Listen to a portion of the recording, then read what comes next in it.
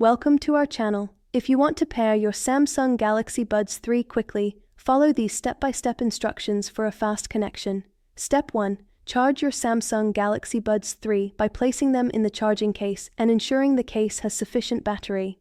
Step 2. Open the charging case lid with the earbuds inside to automatically activate Bluetooth pairing mode. Step 3.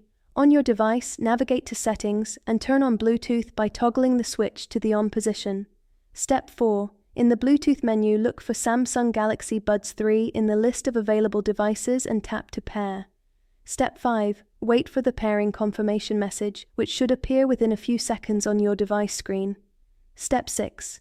Download the Galaxy Wearable app from Google Play Store or App Store for additional features and customization. Step 7.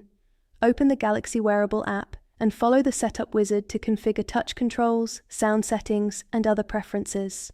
Step 8. Test the earbuds by playing music or making a call to ensure both earbuds are functioning correctly. Don't forget to like this video and subscribe to our channel.